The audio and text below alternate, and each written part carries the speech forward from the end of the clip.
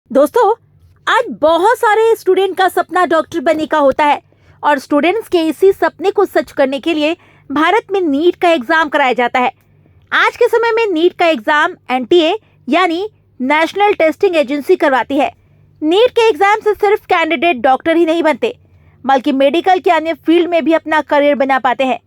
ऐसे में अगर आप भी मेडिकल फील्ड से जुड़ना चाहते हैं या फिर डॉक्टर बनना चाहते हैं तो आपका नीट के बारे में जानना बहुत ज़रूरी हो जाता है। नीट क्या है? इस एग्ज़ाम में बैठने के लिए आपकी क्वालिफिकेशन क्या होनी चाहिए? एज लिमिट क्या है?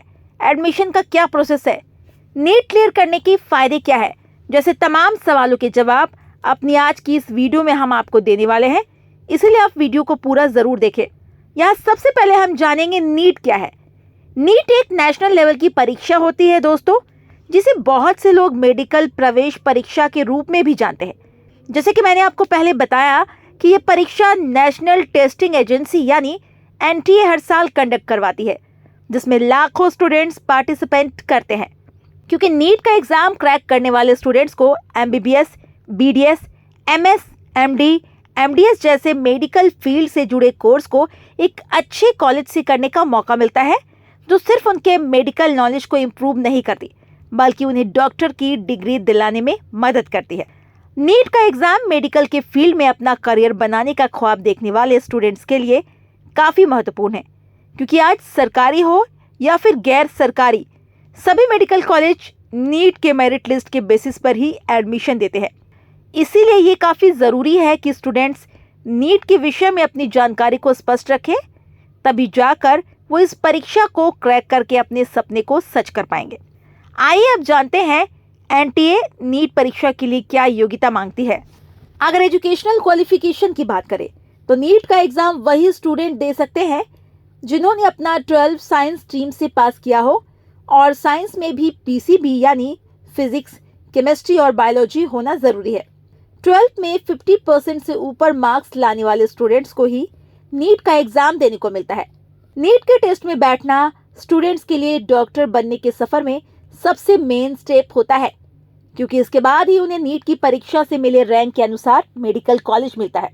दोस्तों, अगर आप एनटीए द्वारा बताए गए सभी क्राइटेरिया में बिल्कुल फिट बैठते हैं तो आप अपना पूरा ध्यान नीट की प्रिपरेशन में लगा दें, ताकि आप इस परीक्षा को क्रैक करके अपना सपना पूरा कर सके। यहाँ हमने एजुकेशनल क्वालिफिकेशन के बारे में जान लिया। चलिए अब हम एज क्राइटेरिया को डिटेल से डिस्कस कर लेते हैं, क्योंकि यहाँ स्टूडेंट्स को रिलैक्सेशन भी मिलता है, जो कि उनके लिए जानना बेहद ज़रूरी है। नीट परीक्षा के लिए उम्र सीमा कितनी होनी चाहिए? नीट की परीक्षा के लिए स्टूडेंट की उम्र कम से कम 17 साल होनी चाहिए। वही बात करें अगर अधिकतम उम्र की, तो वो यहाँ एनटीए द्वारा 25 साल निर्धारित की गई है। यानी अगर आप नीट की परीक्षा देना चाहते हैं तो आपकी उम्र 17 साल से 25 साल के बीच होनी चाहिए।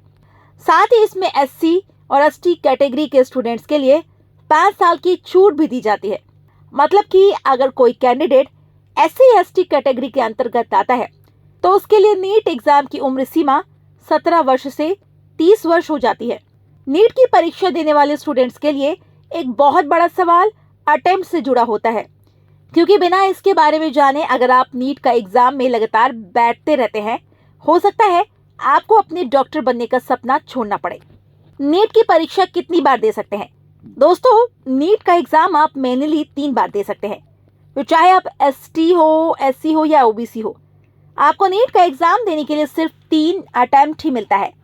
इसलिए ज़रूरी है आप एग्जाम देने से पहले एग्जाम की पूरी तैयारी कर ले, तभी जाकर आप नीट के एग्जाम को क्रैक कर पाएंगे। जब आपने इतना सब कुछ जान लिया तो अब आइए नीट एग्जाम की एप्लीकेशन फीस कितनी होती है इसके बारे में जान लेते हैं, क्योंकि बिना एप्लीकेशन फॉर्म भरे कैंडिडेट नीट का एग्जाम नहीं दे सकते। आपकी जानकारी के लिए बता दूं, नीट एग्जाम की एप्लीकेशन फीस सभी कैटेगरी के स्टूडेंट्स के लिए अलग अलग होती है और ये फीस समय समय पर बदलता भी रहता है। अगर ध्यान दिया जाए तो यहाँ जनरल कैटेगरी के कैंडिडेट की फीस सबसे ज़्यादा होती है, जो कि करीब 1500 रुपये के आसपास होती है। वहीं ओबीसी कैटेगरी के कैंडिडेट की फीस जनरल कैटेगरी के कंपैरिजन में थोड़ी कम होती है। ओबीसी कैटेगरी के स्टूडेंट्स की एप्लीकेशन फीस करीब 1400 रुपये होती है। जनरल और ओबीसी के बाद अब बारी आती है एससी एसटी और पीएच कैटेगरी के कैंडिडेट की, जिनकी फीस आमतौर पर जनरल और ओबीसी से बहुत ही कम देखने को मिलती है। SC, ST और PH कैटेगरी के स्टूडेंट्स को करीब 800 रुपये देने पड़ते हैं, तब जाकर उन्हें नीट एग्जाम में बैठने का मौका मिलता है। तो चलिए अब हम नीट परीक्षा के प्रकार के बारे में जान लेते हैं। यहाँ आप में से बहुत से स्टूडेंट को नहीं पता होगा कि नीट की परीक्षा 2 प्रकार की होती है, नीट UG और नीट PG। यहाँ सबसे पहले हम नीट UG की बात करेंगे। दोस्तों, नीट UG का full form national eligibility entrance test for undergraduate है। नाम से ही आपको क्लियर हो गया होगा कि ये एक अंडर ग्रेजुएट लेवल का एग्जाम है, जिसे नेशनल टेस्टिंग एजेंसी यानी NTA द्वारा कंडक्ट कराया जाता है। इसकी परीक्षा साल में 2 बार होती है। इस परीक्षा को क्लियर करने के बाद स्टूडेंट्स को MBBS और BDS जैसे अंडर ग्रेजुएट कोर्सेज को करने का मौका मिलता है। इन कोर्सेज को करने के बाद स्टूडेंट्स स्पेशलाइजेशन के लिए PG कोर्स को करते हैं। वही अगर बात करें नीट PG की, नीट PG का full form national eligibility entrance test for postgraduates है।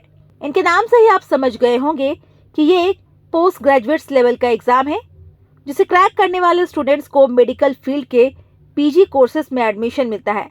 इस एग्जाम को आप तभी दे सकते हैं जब आपने UG कोर्सेज को कंप्लीट कर लिया हो। नीट के PG कोर्स में MD, MS, MDS जैसे कोर्स आते हैं। इस कोर्स को करने के बाद मेडिकल फील्ड में स्टूडेंट्स को अच्छी सैलरी मिलती है, साथ ही उन्हें काफ़ी सम्मान मिलता है, क्योंकि ये सभी स्पेशलाइजेशन वाले कोर्सेज है। तो दोस्तों, अब आप समझ ही गए होंगे कि नीट का एग्जाम सिर्फ एक एग्जाम नहीं, बल्कि एक मेडिकल के फील्ड में जाने का ख्वाब देखने वाले स्टूडेंट्स के लिए एक चाबी है, जो उनके सपने के ताले को खोलने में अहम भूमिका निभाता है। तो अगर आपको भी मेडिकल फील्ड से जुड़ना है तो आपको नीट का एग्जाम क्लियर करना होगा। इस वीडियो में फिलहाल इतना ही। उम्मीद है कि इस वीडियो से आपने काफ़ी कुछ सीखा होगा। वीडियो आपके लिए यूजफुल रही हो तो वीडियो को लाइक करें।